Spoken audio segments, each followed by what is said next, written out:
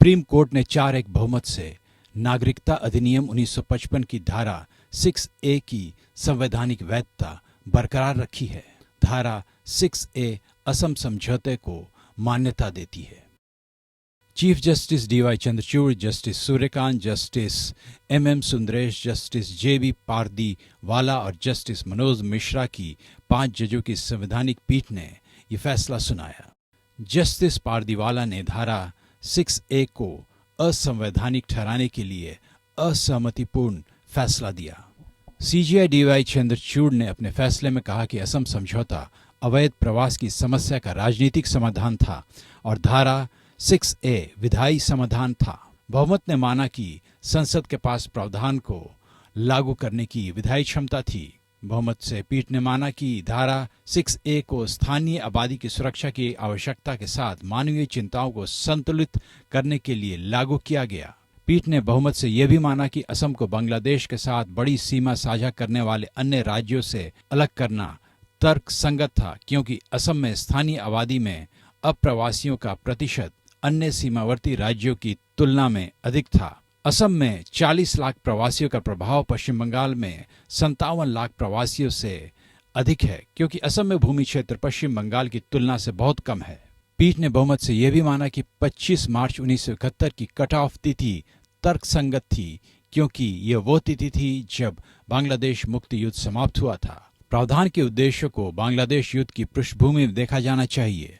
पीठ का यह भी मानना था कि धारा 6A ना तो अधिक समावेशी है और ना ही कम समावेशी है। सीजेआई चंद्रचूड़ ने अपने फैसले में यह भी कहा कि किसी राज्य में विभिन्न जातीय समूहों की मौजूदगी का मतलब ये नहीं है कि संविधान के अनुच्छेद 29 उपधारा 1 के अनुसार भाषाई और सांस्कृतिक विरासत की रक्षा करने के मौलिक अधिकार का उल्लंघन किया गया। जस्टिस सूर्यकांत ने अपने फैसले में याचिकाकर्ता का तर्क खारिज किया कि धारा 6A संविधान की प्रस्तावना में निहित भाईचारे के सिद्धांत का उल्लंघन करती है।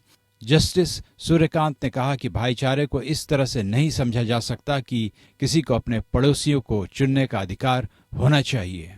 जस्टिस कांत के फैसले ने इस तर्क को खारिज कर दिया कि निर्दिष्ट कटाव तिथि के कारण प्रावधान स्पष्ट मनमानी से ग्रस्त है। सुप्रीम कोर्ट के न्यायमूर्ति जे.बी. पारदीवाला ने कहा कि नागरिकता अधिनियम 1955 की धारा 6 जो असम समझौते के अंतर्गत आने वाले अप्रवासियों को भारतीय नागरिकता प्रदान करने में सक्षम बनाती है, समय के साथ अमान्य हो गई है।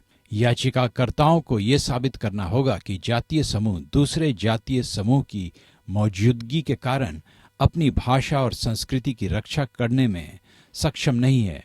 इस तर्क का कोई आधार नहीं है कि धारा 6 भाईचारे के सिद्धांत का उल्लंघन करती है। अकेले असहमति जताने वाले जज जस्टिस पारदीवाला ने कहा कि धारा 6 राजनीतिक समझौते को विधायी मान्यता देने के लिए बनाई गई थी। उन्होंने कहा कि धारा 6A के उद्देश्य की व्याख्या करते समय असम समझौते पर हस्ताक्षर करते समय पार्टियों की मंशा को ध्यान में रखा जाना चाहिए। Bureau report.